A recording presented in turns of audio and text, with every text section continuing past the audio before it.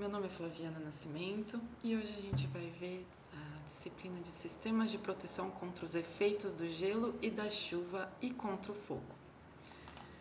Bom, a formação de gelo em voo não é só uma questão de ficar escorregadio, né, pessoal? O impacto ele vai muito além da superfície. Então, por exemplo, a aeronave ela tem que ser projetada para voar com precisão aerodinâmica.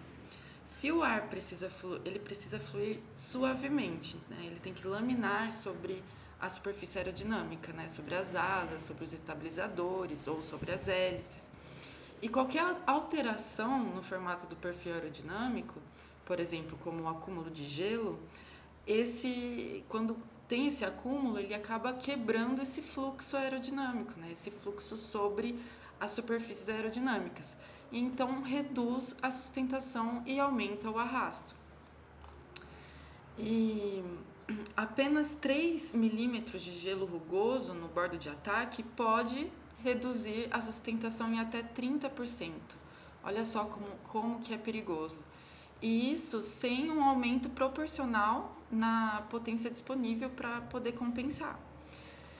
E nas asas, por exemplo, também afeta. O gelo ele pode bloquear os sensores, por exemplo, de pitot, as tomadas estáticas, e assim eles podem dar dados errados para os instrumentos. Pode travar superfícies de controle, né? Pode perder a manobrabilidade das superfícies. Pode também adicionar peso assimétrico sobre a aeronave, que acaba causando um desequilíbrio dinâmico da aeronave. E o gelo ele também ele se forma rapidamente em ambientes com gotículas super resfriadas. Por exemplo, se a temperatura está entre 0 e 20 graus, ele acaba se formando muito rápido. E o sistema ele deve impedir essa formação de gelo, né? Por exemplo, com o anti-icing ou remover com o de-icing em tempo real. Ou seja, o gelo em voo ele é traiçoeiro, ele surge discretamente, mas ataca de forma devastadora a aerodinâmica, os sensores, os controles da aeronave. E por isso que sistemas de proteção contra gelo não são opcionais, ele é obrigatório, tá? Eles são, por exemplo, uns escudos ativos que garantem que a aeronave continue voando com segurança, mesmo nos ambientes mais hostis, certo? E como que o gelo se forma, por exemplo, em uma aeronave, né? O gelo ele não aparece do nada, mas para ele se formar durante o voo, duas condições obrigatórias precisam estar presentes assim ao mesmo tempo. A primeira é a umidade visível no ar, por exemplo, nuvens, neblina, chuva leve. E também, especificamente, tem que ter as gotículas de água super resfriadas, que é a água líquida abaixo de 0 graus. Em segundo, tem que ter a temperatura da superfície da aeronave próxima ou abaixo de 0 graus, então a fuselagem, as asas ou as hélices entram em contato com essa umidade super resfriada. E ao colidir com, por exemplo, com superfície fria, a gota congela quase instantaneamente. Então, em geral, voando dentro de nuvens médias ou altas altitudes, pode ocorrer também em chuva congelante ou nevoeiro denso, mesmo em baixa altitude, na decolagem ou na aproximação. Porque assim, não basta estar frio para formar o gelo, né? Tem que ter uma água líquida super resfriada disponível no ar. E por isso que os pilotos e técnicos, eles observam condições propícias para a formação de gelo, não apenas na temperatura, tá? Se for para excluir, por exemplo, a gente pode excluir não só, a gente não precisa pensar não só na temperatura, né? Não é só a temperatura que conta. A água no ar, ela tem que estar visível e ainda líquida, mesmo abaixo de 0. Então, o que chamamos, como eu disse, de gotículas super resfriadas. Quando elas batem em uma superfície fria, como o bordo de ataque da asa, elas congelam na hora. E por isso, voar dentro de nuvens frias ou chuva congelante é o cenário clássico para a formação de gelo, certo? E tem uma exceção aí importante, tá? O gelo no carburador. Nem sempre é preciso frio externo para ter formação de gelo. O gelo no carburador ele pode surgir até em dias quentes e úmidos. E por que isso acontece? O Venturi, né, do carburador acelera o ar que entra no motor. E isso gera uma queda brusca de pressão e temperatura, que é o efeito Venturi. Essa queda pode resfriar o ar a ponto de congelar a umidade presente, formando gelo dentro do carburador. E isso causa um risco, né? O gelo bloqueia o fluxo de ar para o motor e aí a gente tem um resultado de perda de potência ou até apagamento do motor em voo, certo? Então, isso ensina a gente que formação de gelo não depende apenas do clima externo. Mesmo em dias quentes e úmidos, pode haver esse risco. E por isso, os pilotos devem monitorar e usar o sistema de aquecimento do carburador quando necessário, certo? Então, aqui a gente tem dois tipos de gelos, né, principais. Existem outros, mas eu trouxe dois tipos principais que a gente vê mais aí na aviação, tá? O primeiro é o gelo opaco, é o Rime Ice. Aí na figura a gente consegue perceber ele de uma maneira melhor. E ali, na outra figura, a gente vê como que ele bloqueia essa parte da, do fluido, né, do ar, passar sobre a parte aerodinâmica, né, sobre a asa. E esse tipo de gelo, ele forma quando gotículas de água super resfriadas, geralmente pequenas, congelam quase instantaneamente ao colidirem com superfícies da aeronave. Este congelamento rápido aprisiona bolhas de ar, dando ao gelo uma aparência esbranquiçada, opaca e porosa. Ocorre tipicamente em temperaturas muito baixas. A sua principal ameaça aerodinâmica reside na sua superfície áspera, certo? Que perturba o fluxo de ar laminar sobre o aerofólio de forma muito significativa. Mesmo com um acúmulo relativamente pequeno, levando a um grande aumento do arrasto e uma redução de sustentação. Então aqui ele também se forma em temperaturas, né, como está escrito aí no slide, em temperaturas muito baixas, mesmo então tendo pequenas quantidades de superfície da sua superfície áspera, causa então um forte aumento do arrasto e redução da sustentação, certo? E o outro é o gelo vítreo, tá? É o glaze or clear ice. Aí esse tipo de gelo, ele forma-se em temperaturas mais próximas do ponto de congelamento, por exemplo, a 0 graus, onde as gotículas de água super resfriada, muitas vezes maiores, né, não congelam imediatamente ao impacto, tá? Em vez disso, elas espalham-se pela superfície antes de congelar lentamente, formando uma camada de gelo lisa, transparente, densa e pesada. O gelo vítreo adere fortemente à superfície e pode alterar drasticamente o contorno do aerofólio. Vocês podem ver que ele tem esse aspecto de vidro, né? Ele acaba se tornando um gelo mais liso, mais transparente, né?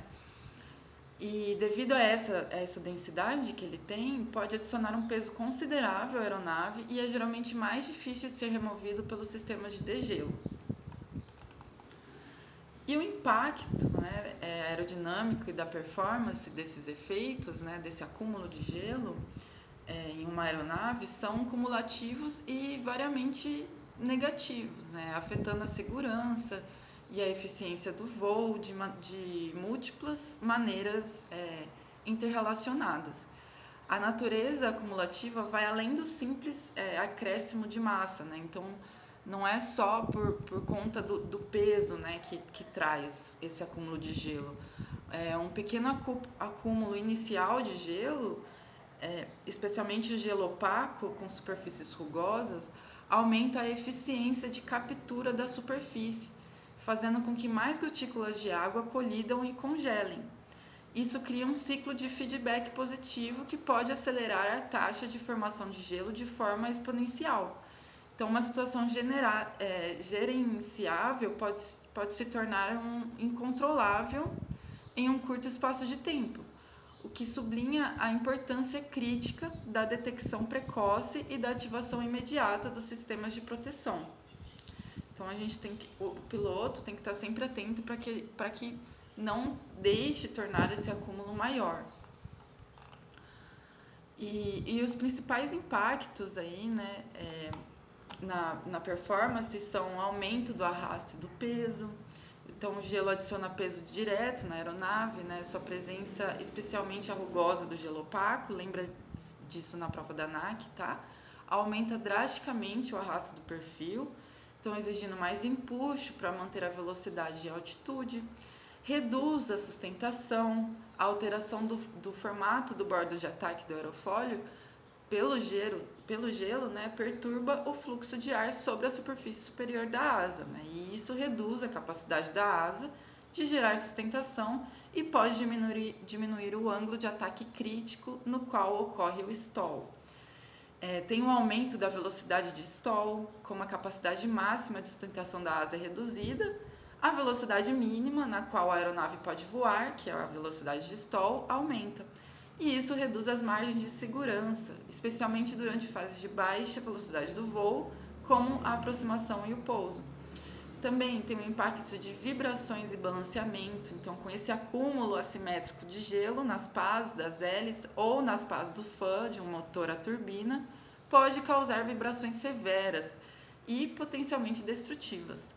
Da mesma forma, o gelo nas superfícies de controle, por exemplo, nos ailerons, nos profundores, no leme, nos elevators, podem desbalanceá-las, levando a um flutter, tá? O flutter seria mesmo essa vibração e ao congelamento completo da sua articulação. Pode fazer com que essas articulações sejam congeladas. Também temos, principal aí, impacto seria a redução da performance do motor e erros de instrumentação. Então, o gelo pode obstruir as entradas de ar dos motores, reduzindo o fluxo de massa de ar e, consequentemente, a potência e o empuxo. O bloqueio de tubos de pitot e portas estáticas por gelo levará às leituras de velocidade, altitude e velocidade vertical completamente errôneas nos instrumentos de voo. Uma condição extremamente perigosa que pode levar à perda de controle. Imagina o piloto ler todas as suas os seus instrumentos com leituras erradas, né? Imagina uma velocidade errada, a altitude errada, muito perigoso, pessoal. E aí seria a estratégia, aqui a gente entra em estratégias e sistemas de detecção e controle de gelo, tá? O antigelo, né, a gente pode falar aí que existem duas estratégicas fundamentais para o controle de gelo e a distinção entre elas é crucial, tá, para o técnico de manutenção. Então, o primeiro seria o antigelo ou anti-icing em inglês. É uma abordagem proativa, tá? Então, a gente é como se fosse algo preventivo, né? Projetada para impedir a formação de gelo. Esses sistemas são ativados antes ou ao entrar em condições de gelo e operam continuamente para manter a temperatura da superfície protegida, tá? E acima do ponto de congelamento. O calor fornecido evapora as gotículas de água que colidem com a superfície ou as impedem de congelar. Essa filosofia é aplicada em áreas críticas onde nenhum acúmulo de gelo é tolerável, como por exemplo nos bordos de ataque das asas de aeronaves de alta performance, entradas de ar dos motores à turbina e sensores de dados aéreos, tá?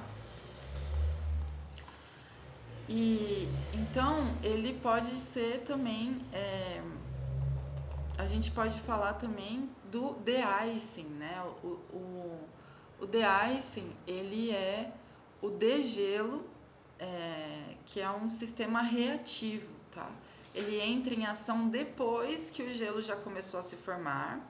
E isso é importante porque o gelo é permitido se acumular levemente antes da remoção. Então, ele usa uma metáfora rápida, por exemplo, ele pensa, por exemplo, eu vou dar um exemplo rápido aqui para vocês entenderem melhor. Por exemplo, pensa num limpador de para-brisa do carro. Assim. Ele não impede que a chuva caia, mas ele remove depois que a água já está ali, né, sobre o para-brisa. E o de gelo faz a mesma coisa com o gelo, tá? O sistema ele atua em ciclos, então ele permite a formação inicial de gelo e em momentos específicos entra em operação para romper a aderência do gelo à superfície da asa ou do estabilizador.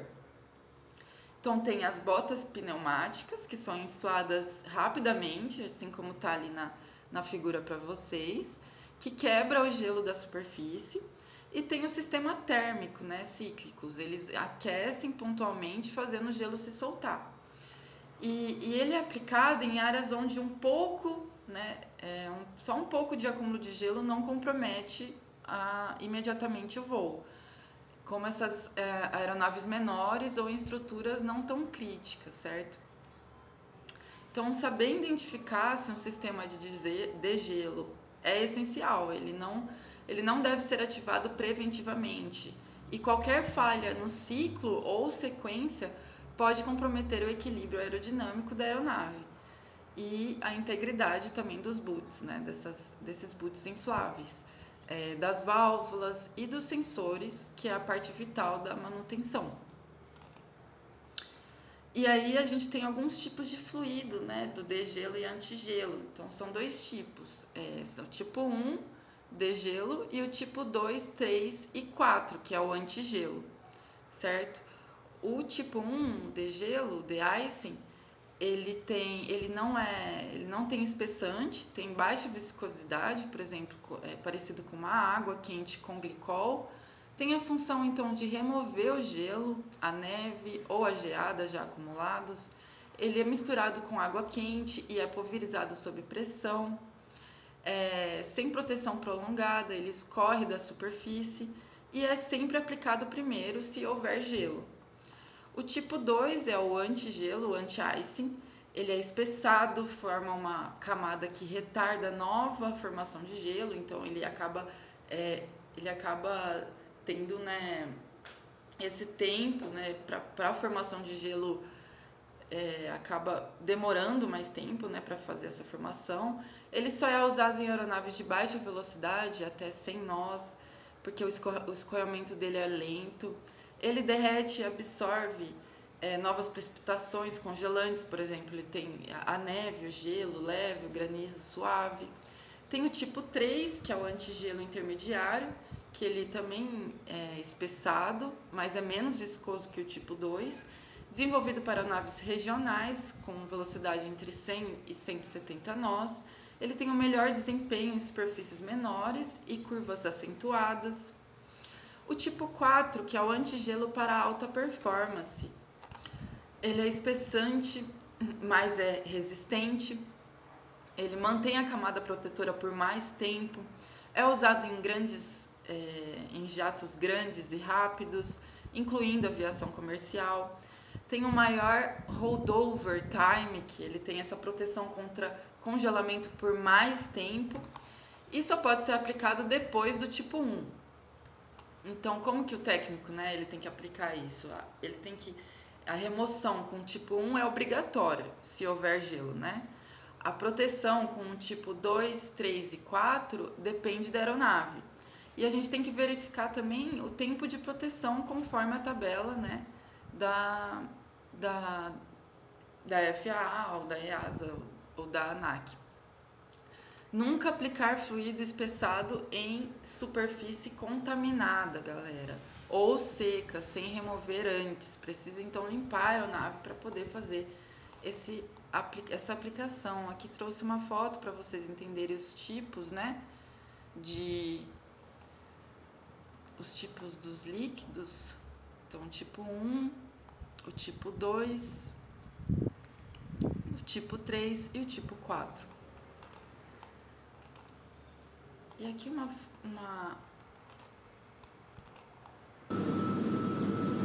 vídeo para vocês verem os boots sendo inflável, né? Tem o primeiro ciclo, que ele infla, aí depois infla lá na outra parte, os boots infláveis, certo? E tem o segundo ciclo, que também para eliminar toda a formação de gelo do bordo de ataque.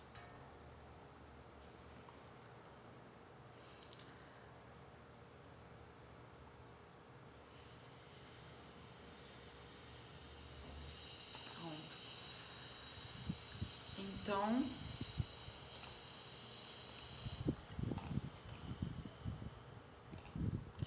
aqui as diferenças, né? A diferença entre o icing e de-icing, certo?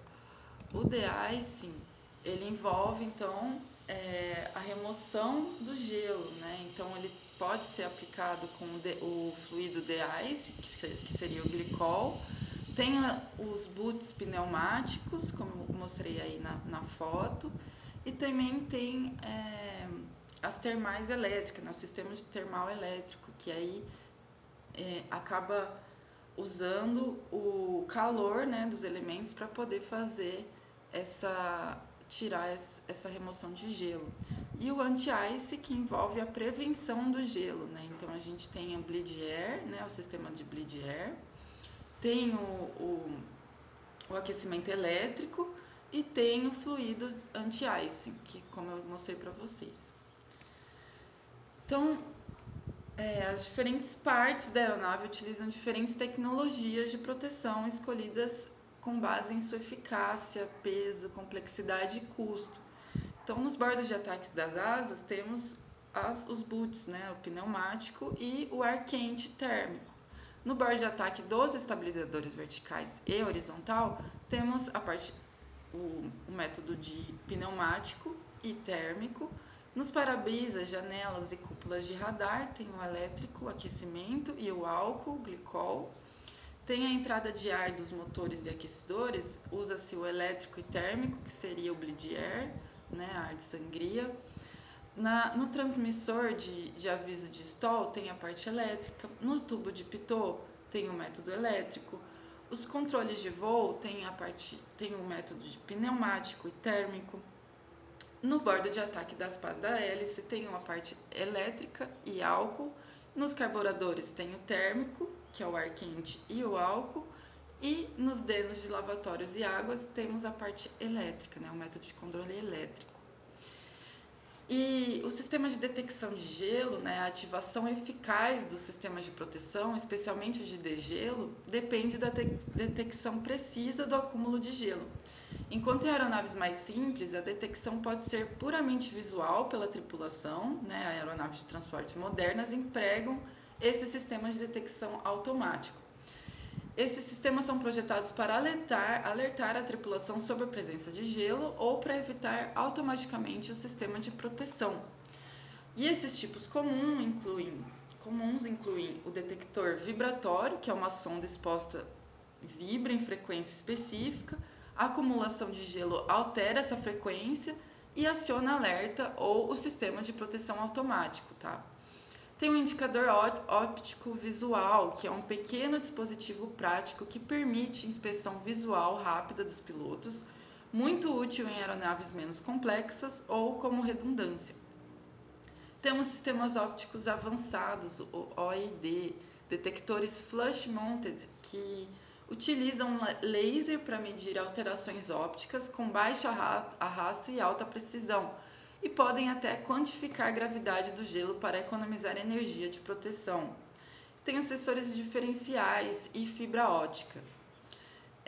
Medem diferença de pressão, perda de luz ou outros parâmetros físicos para indicar formação de gelo. E estão presentes em pesquisas e evoluções tecnológicas recentes, tá? A confiabilidade desses detectores é primordial, pois uma falha em detectar o gelo pode ser tão perigosa quanto uma falha do próprio sistema de proteção.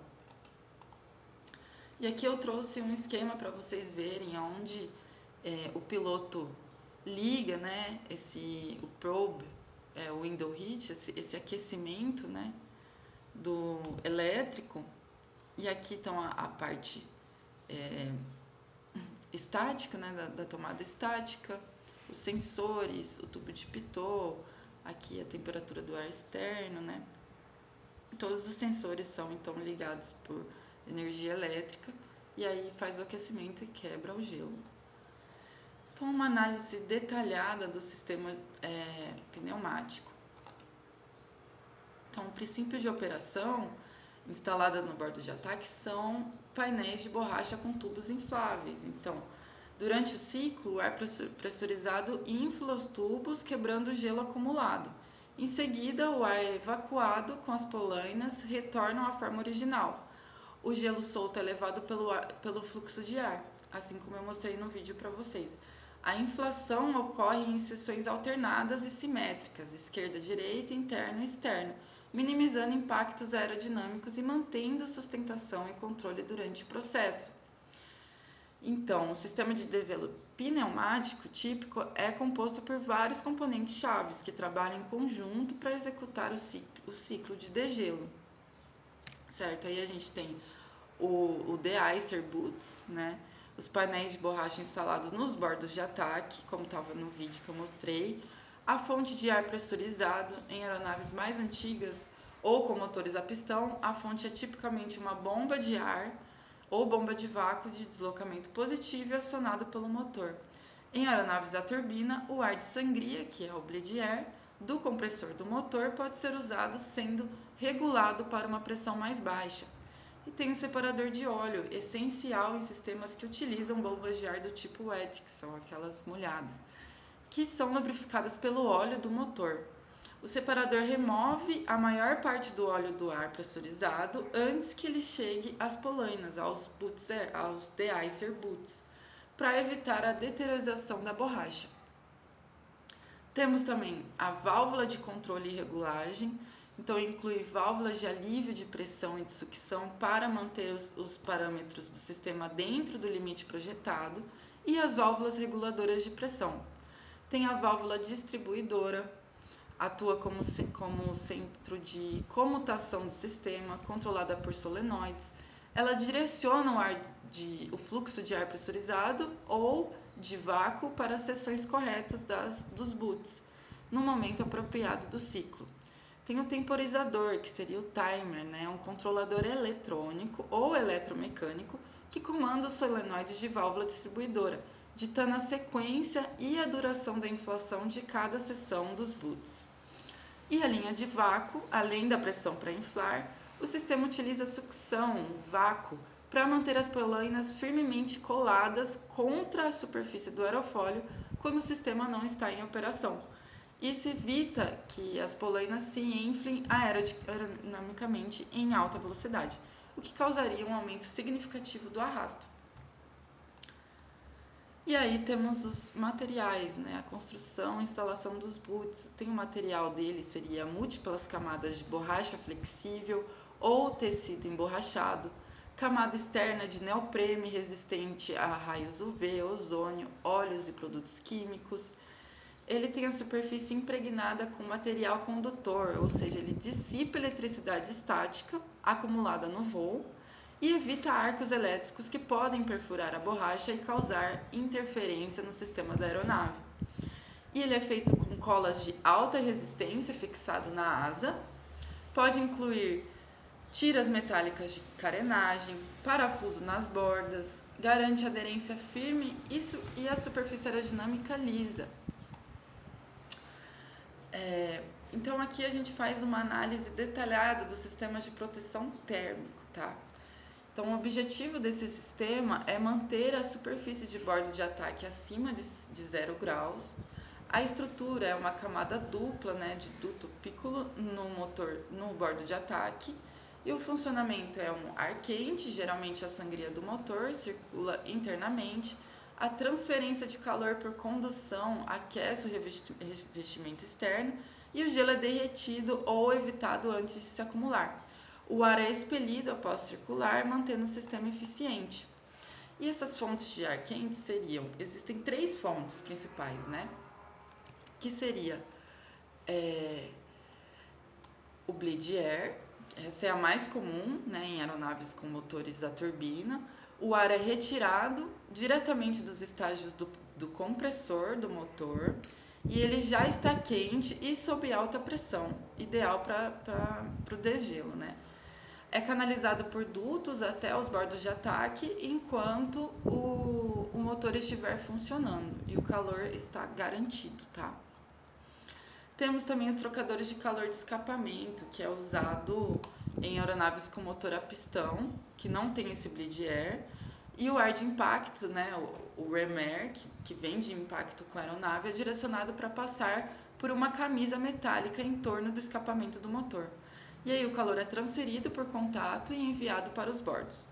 O piloto pode controlar o fluxo para regular a temperatura.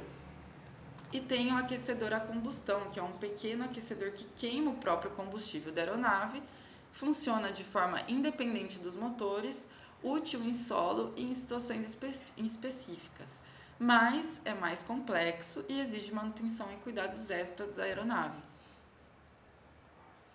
E a arquitetura do ar de sangria, que é o bleed air, seria um sistema de antigelo térmico alimentado por ar de sangria, é uma rede complexa de componentes pneumáticos e elétricos. Tem os componentes como a válvula de controle, que é o shutoff valves, e válvulas reguladoras de pressão, que são instaladas perto da fonte de sangria para controlar o fluxo de ar quente para o sistema e garantir a pressão e a temperatura sejam mantidas dentro dos limites estruturais dos dutos e da asa. Temos os dutos, né, que é uma rede de tubulações, geralmente feitas de aço inoxidável, titânio ou liga de alumínio resistentes ao calor, transformam o ar quente dos motores para as asas em empenagem, e esses dutos são envolvidos em mantas de isolamento térmico para minimizar a perda de calor e proteger a estrutura circundante. Tem os foles de expansão, né, que são as seções conjugadas e flexíveis inseridas nos dutos para absorver a expansão e contração térmica do metal, devido às grandes variações de temperatura, evitando tensões e falhas na tubulação. Tem os ejetores, os misturadores. Em alguns sistemas, o ar de sangria é quente demais para ser aplicado diretamente. Os ejetores, então, eles são usados para misturar o ar de sangria com o ar ambiente frio, para reduzir, então, sua temperatura ao nível ideal antes de entrar no bordo de ataque. Temos os sensores de temperatura, né, que são os bulbos de temperatura, os termostatos e interruptores de superaquecimento, que são instalados em locais críticos ao longo dos dutos e dentro dos bordos de ataque para monitorar e controlar a temperatura do sistema. Eles fornecem feedback para a lógica de controle e atuam como um sistema de segurança para deslizar o fluxo de ar quente em caso de superaquecimento.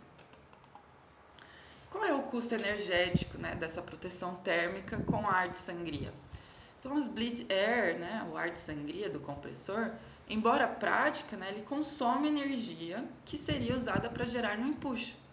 Esse desvio de ar provoca um aumento do consumo específico de combustível e a redução leve do empuxo máximo disponível, ou seja, o sistema antigelo ele reduz a eficiência do motor sempre que está ativo. Por isso, os sistemas térmicos são projetados para operar com o mínimo necessário de ar quente, apenas o suficiente para evitar a formação de gelo. Para o técnico de manutenção, então, isso implica que um vazamento nos dutos representa não só uma falha no sistema de proteção, mas também uma perda energética constante, com impacto direto na performance da aeronave e nos custos operacionais. A verificação da integridade e estanqueidade dos dutos de ar quente é, portanto, uma tarefa crítica, não apenas por segurança, mas também por eficiência econômica. E aqui temos um exemplo de evolução dos sistemas elétricos, né? Por exemplo, no Boeing 787, do Dreamliner. A introdução de materiais compósitos e a busca por eficiência levaram ao abandono do ar de sangria em favor de sistemas eletrotérmicos.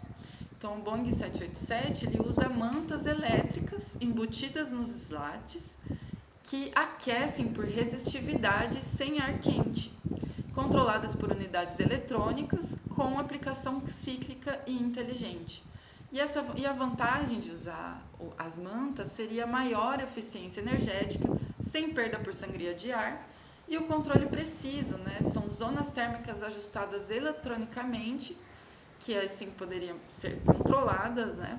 Menos peso e complexidade, porque elimina os dutos e as válvulas, mas tem alguns desafios, né? A alta demanda elétrica dos geradores, a manutenção exige conhecimento em eletrônica de potência e tem um diagnóstico de falhas em controladores e mantas resistivas, mas já vemos que estamos evoluindo, certo? A proteção contra gelo nos para-brisas, janelas e sensores. Então, para-brisas aquecidos, que são conjuntos, a gente tem um conjunto laminado, né? Quando a gente fala de degelo, né, muita gente pensa só na asa. Mas o para-brisa e os sensores são áreas críticas também, tá? Perder a visibilidade, por exemplo, ou os dados, né, de voo é tão perigoso quanto perder a sustentação. Então, o para-brisa é um sistema sofisticado, ele tem multicamadas, aquecido eletricamente, com sensores embutidos e controle preciso. Em aeronaves mais simples ou antigas, o sistema pode ser a álcool, eficaz até certo ponto. Já os sistemas como o Pitot ou o AOA, né, são altamente vulneráveis. Uma obstrução por gelo pode levar a falhas graves, como vimos em acidentes reais, né? Nesse último da VoiPes, por exemplo, foi muito delicado. A manutenção desses sistemas exige cuidado extremo. Não dá para tratar o para-brisa, então, como um vidro comum, galera. Nem ligar o aquecimento de probe no solo sem critério. Então, aí, recapitulando, nós temos o sistema álcool, né? Eles pulverizam álcool isopropílico para impedir ou remover o gelo. É simples, mas menos eficaz e com controle manual. Tem os sensores aquecidos, que protegidos por elementos elétricos de alta potência, controlados por PHCs e ativados automaticamente com o motor em operação. Exigem cuidado extremo em testes no solo e devido ao risco de superaquecimento. Manutenção de para-brisa exige atenção então à delaminação, ao centalhamento, né, o arcing, rachaduras e arranhões críticos, certo? Então temos que estar atento a essa manutenção. E não é só vidro, é uma estrutura crítica, elétrica e ótica. Então tem que tomar cuidado na hora que estiver fazendo a manutenção. Aqui a fotinha que é o spray, né, que é passado, o spray químico que é passado para o de-ice nos tubos. E aqui sistema de remoção de chuva e manutenção de solo. Então, o sistema de remoção de chuva, ele vem para manter a visibilidade, né? Ele é tão importante quanto manter a sustentação, né? Temos 3 métodos principais: os limpadores, parecidos com de carro, por exemplo, que é mais robusto, só que eles são mais robustos, né? Eles funcionam bem em solo ou baixa velocidade, mas ficam ineficazes em alta velocidade, pois o vento, né, os levanta, que seria aquele passador de brisa igual o de carro. O jato de ar, comum em jatos, que usa ar quente de sangria soprado sobre os vidros, criando uma barreira que desvia a água. E tem o repelente químico, que forma uma película no vidro.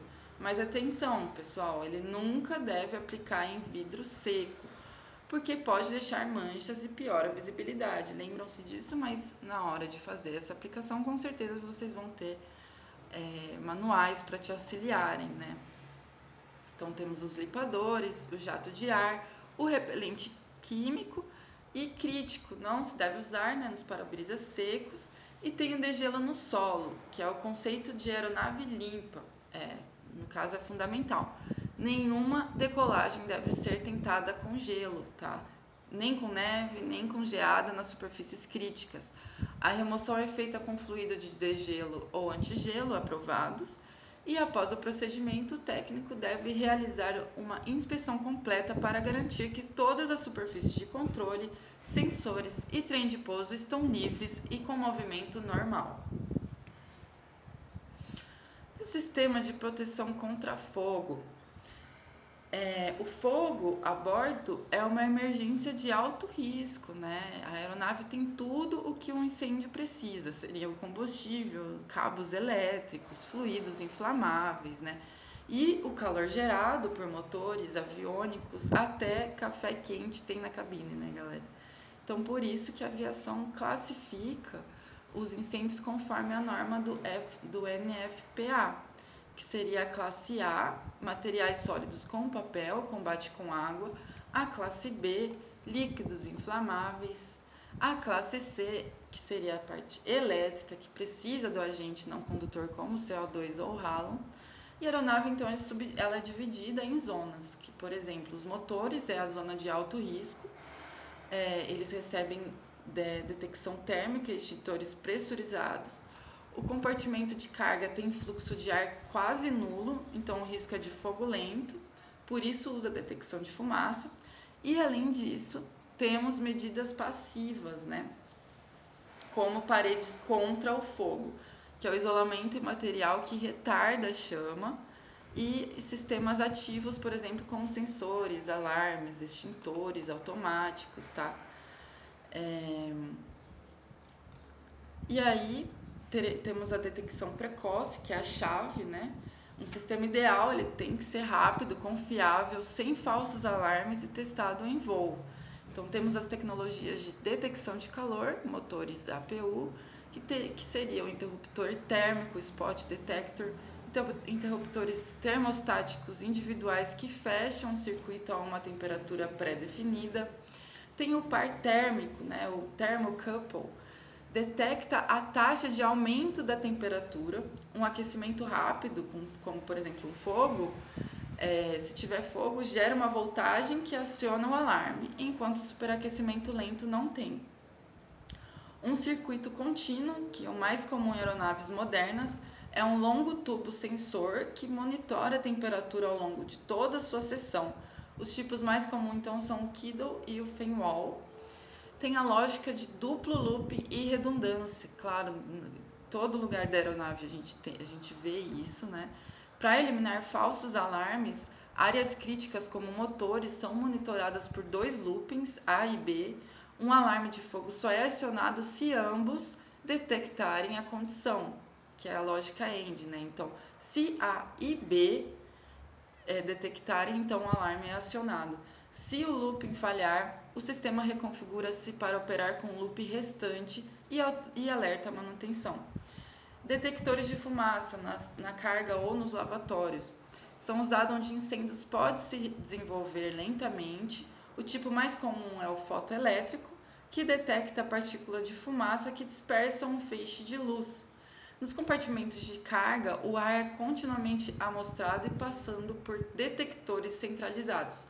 Nos lavatórios, são unidades automáticas que disparam um alarme local e na cabine. O sistema de extinção de incêndio em aeronaves. Então, uma vez detectado, né, o fogo deve ser extinto rapidamente.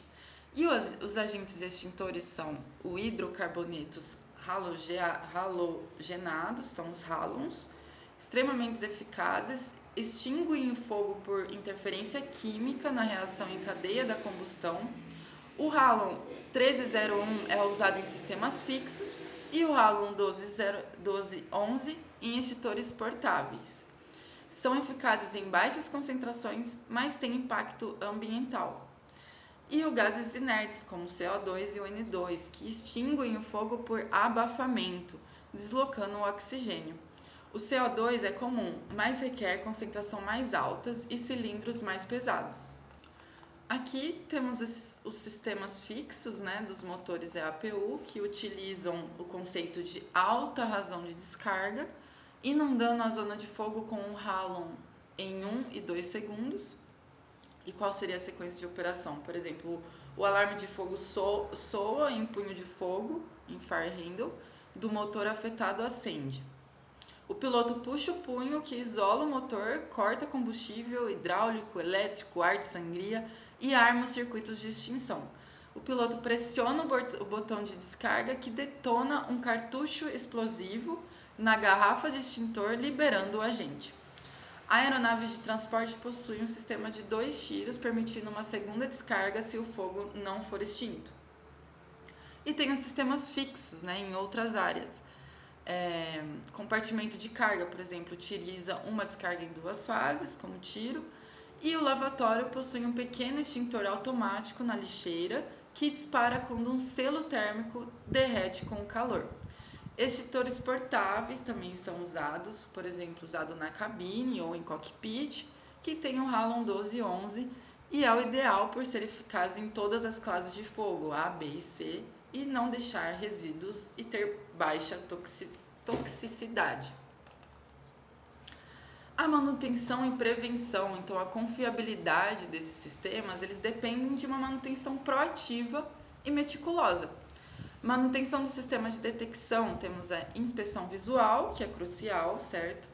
Verificar os loops contínuos quanto a amassados, dobras acentuadas ou atrito com outras estruturas, pois isso ele pode causar falsos alarmes ou falhas. E tem os testes elétricos, verificar continuidade e resistência de isolamento. O teste funcional, que é o fire test, a partir da cabine, deve ser realizado para checar todo o circuito de alarme. A manutenção do sistema de extinção. Então, nas garrafas pressurizadas, a pressão deve ser verificada usando um gráfico de pressão versus a temperatura. Uma leitura isolada do manômetro não é suficiente. As garrafas de CO2, que é a quantidade de agente dentro das garrafas só pode ser verificada por pesagem. Os cartuchos de descarga, aqueles que é usado na hora do fogo nos motores, possuem vida útil limitada e deve ser substituída no prazo, independentemente da aparência. São dispositivos explosivos e devem ser manuseados com extremo cuidado. Indicadores de descarga, que são os discos coloridos na fuselagem, vermelho para descarga térmica, amarelo para descarga normal, indicam se uma garrafa foi esvaziada. A prevenção de incêndio em manutenção tem que ter a segurança que começa no hangar. Então, a vigilância constante para vazamentos de fluidos inflamáveis, limpeza e organização, porque a gente não pode descartar panos sujos de óleo em recipientes adequados, e cuidado extremo com o sistema de oxigênio, Mantê-lo livre de óleo ou graxa é vital para evitar a ignição espontânea. E com isso nós terminamos mais uma aula. Espero que vocês tenham aproveitado. Até logo!